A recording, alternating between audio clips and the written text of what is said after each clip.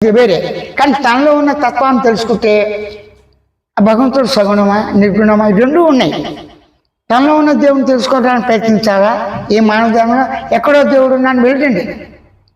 వయసు వచ్చేసింది, ముసలితనం వచ్చింది, అప్పుడు వెళ్ళగలరా? జ్వరం వచ్చింది, అప్పుడు ఇంట్లో అర్జెంట్గా అనేక పనులు ఉంటాయి. అప్పుడు కానీ తనలో ఉన్న దేవుణ్ణి గుర్తించి గమనించి తెలుసుకుంటే మామూలుగా నిత్యకృత్యాలు అవసరార్థం ప్రకృతి భగవంతుడి దేవాలయం ఇవన్నీ మామూలే, వాటిని మానక్కల. స్వేచ్ఛ ఉంది మీకు. నిర్ణయం చేసిన స్వేచ్ఛ మీకు ఉందా లేదా? ఉంది కదా. ఆ స్వేచ్ఛ మీకొకరికైనా ప్రతి మానవుడికి ఉందా? కానీ మీ స్వేచ్ఛలో మీరేం చేయాలి? నా ఇష్ట ప్రకారం నడవాలంటే ఒప్పుకుంటారా? నాకు ఇష్టమైన దేవుడు శివుడు, పుట్టపర్తి, లేకపోతే ఇంకో బాబా గారు, షిరిడి బాబా, ఎవరో ఒకరు అంటే అందరూ ఇష్టపడగా. అంటే వ్యక్తిగతంగా మీకున్న ఇష్టాన్ని ఒక అభిప్రాయం చేస్తే ఒకళ్ళ మీద రుద్దకోరు, సభలో ఒప్పుకోరు. శివుడు అందరికీ ఒకటేనా ఇద్దరా? ఇది అందరికీ సరివే. కొన్నాళ్ళకి శివుడు కూడా ఇది అయిపోతాడుగా. భూమి ఒకటా రెండే? మనం భూమి ఒకటే. అందరూ పుట్టి పెరిగిన దేవుళ్ళు.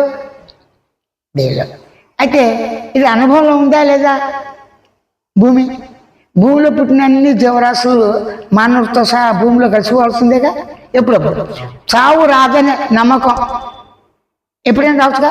చావుకి ఎప్పటికైనా ఎన్ని కారణాలు చెప్పినా సరే పుట్టుతో గర్భవతి శిశువు పెరుగుతూ ఎదురవుతుంది. కానీ రేపు అనేది మంది కాదు, ప్రజెంట్లో ఉండాలి. ప్రజెంట్ ఏంటి? వస్తవానం. ఇప్పుడు మీరు వచ్చారు, నిన్న ఉన్నారు కదా, ఇవాళ ఉన్నారు, రేపు ఉంటారని ఆశ. ఒక సెకండ్ అయింది వచ్చి, ఈ సెకండ్ ఉంటా, ఇంకో సెకండ్లో జన్మ. కాబట్టి అన్ని జన్మలో ఉత్తమమైన జన్మ మానవుడు. ప్రకృతి ఆడిచ్చే ఒక ఆట బొమ్మను. ఈ ప్రకృతి అంతా దేవుడే. అంటే లోపల ఉండే దేవుడు ఇది ఆట బొమ్మగా లాగా చేసి కీర్చేసేది. నన్ను తెలుసుకోవడానికే ఇక సుఖాలు పెట్టాడు. రేపంతా ఆయన ఏం సాయం చేయడు, ఇచ్చేసాడు మొత్తం జ్ఞానం. ఒక మానవుడికే మానవుని సృష్టించే శక్తి ఉంది, జంతువులు లేదుగా. ఈ దేవాలయాలు, పుస్తకాలు, ఈ వైద్య, ఈ వృత్తులన్నీ మానవుడిగా. అంటే మానవుడికి ఎంత శక్తి ఉంది, ఎంత జ్ఞానం వచ్చాడు. ఆ జ్ఞానంతో తాను తెలుసుకుంటే చాలు. తెలుసుకుంటే ఎలాగా? మీకు టెన్షన్ ఉంటుందా లేదా? ఉండదా? ఇప్పుడు ఉందా? ప్రత్యేకించలేదు, మామూలుగా ఉంటుందిగా. ఏ టెన్షన్ ఉంటుంది? అదే ఉద్యోగం కాకపోతే సెటిల్మెంట్, అప్పుడు ఇవి ఉంటాయి. అయితే డబ్బు వచ్చి అన్నీ ఖర్చు అయిపోతే ఇక ఆవేదన రాదా? అంటే ఖచ్చితంగా ఇప్పుడు ఈ సెంటిమెంట్ ఎలా ఉన్నా, వృత్తి ఎలా ఉన్నా, ఎంత ఆందోళన ఉన్నా కూడా మనిషికి ఒక ప్రశాంతత కావాలి. దానికి ఏదో ధ్యానం ఏదో చేయాలి కదా. మీరు ఇటు ఇక్కడ రండి, నేను కూడా దగ్గరికి వస్తాను. నిద్రపోతే హాయిగా ఉంటుంది, ఎప్పుడు పడితే అప్పుడు నిద్ర రాదుగా. మీకు కొన్ని లక్ష్యం ఉంది, మాట్లాడే లక్ష్యం మీకు ఉందా లేదా? మీ శరీరం మాట్లాడుతుందా, మీరు మాట్లాడతారా? మామూలుగా శరీరం కదా. కానీ నిద్రపోయినప్పుడు మాట్లాడలేదుగా. మనసు ఉంటేనేగా. అంటే మనసు ఉండాలి, మనసు వచ్చిపోతుంది, అప్పుడు శరీరం మాట్లాడుతుంది. పంచభూతాలు మాట్లాడతాయా? వృక్షాలు, జంతువులు మాట్లాడగా. కానీ మాట్లాడే లక్షణం ఎవరికి ఉంది? ఒక మానవుడికే ఉంది. అలాగే దేవుణ్ణి కనిపెట్టి ఉన్నదాన్ని తెలుసుకుని ఆత్మానుభవంతో ఉండాలి, దైవ దర్శనం ఉండాలి. ఇవన్నీ మానవుడికి.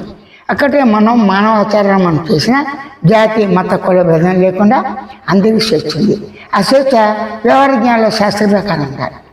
మన ఇష్టం వచ్చిన నడవకూడదు, శాస్త్రం ఉండి తీరాలి. కానీ మీరు స్వేచ్ఛగా శివుని పూజ చేస్తారు, ఎవరైనా అడ్డం చెప్తారా? మీ కళ్ళు మంచి కళ్ళగా అంటారు, మీ ఇష్ట ప్రకారం ఎవరైనా అంటారా? అంటారు. కాబట్టి స్వేచ్ఛ కావాలి.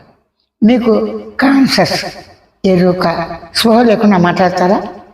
స్పృహ లేకుండా ఏదైనా పని చేయగలరా? ఇంపాసిబుల్. చేయలేము, ఇంపాసిబుల్. ఎరుక లేకుండా చేయగలరా? ఇదంతా ఒకటే. స్పృహన్నా ఎరుకన్నా తెలివి లేకుండా చేయగలరా? గమనించే లక్షణం లేకుండా చేయగలరా? ఇంపాసిబుల్. అయితే నేను ఎన్ని లక్షణం ఉన్నాయి? గమనించే లక్షణం, తెలుసుకునే లక్షణం, గుర్తించే లక్షణం, శబ్దంతో భావంతో ఉన్న లక్షణం, చరించే లక్షణం, అనుకునే లక్షణం. ఈ 5 లక్షణం నేను కొనే కదా. అయితే నేను ఫోటో తీయగలరా? నేను వెళ్ళి చూసేది కాదు. అంటే ఎరుకను గుర్తించడానికి ఎరుక ప్రతిబంధకం కాదుగా. మీరు నాతో మాట్లాడుతున్నారు, ఏ పేపర్మెంట్ బిల్లో ఇచ్చాను, చప్పరిస్తూ మాట్లాడచ్చుగా, అన్ని పనులు చేస్తూ మాట్లాడగా. అంటే మీరు మాట్లాడేటప్పుడు అన్ని పనులు కూడా అందరితో మాట్లాడుతూ, పుస్తకం చదువుతూ, తింటూ కూడా మాట్లాడచ్చు. అంటే మీ అవయవాలు ఏ పని చేసినా కూడా మనసు సహకరిస్తాయి. హఠాత్తుగా వస్తాయి, పేపర్స్ చూస్తాం, అదే ఈ వార్త ఏదైతే మనకు వస్తుంది, తింటూనే ఉంటాయి. అంటే అన్ని పనులు చేయడానికి ఇది ప్రతిబంధకం కాదుగా. ఆ విధంగానే మీకు కష్టం, సుఖం, మంచి, చెడు, పాపపుణ్యంతో ఉన్న ఈ యొక్క తల్లి, తండ్రి, గురు, అతిథులతో ఈ కూడి ఈ కుటుంబంతో అనేక ఆటుపోట్లు వస్తాయి, ఆందోళన ఉంటుంది. మీకు ఎరుక అంటే స్పృహ ఎవరైనా ఇచ్చారా?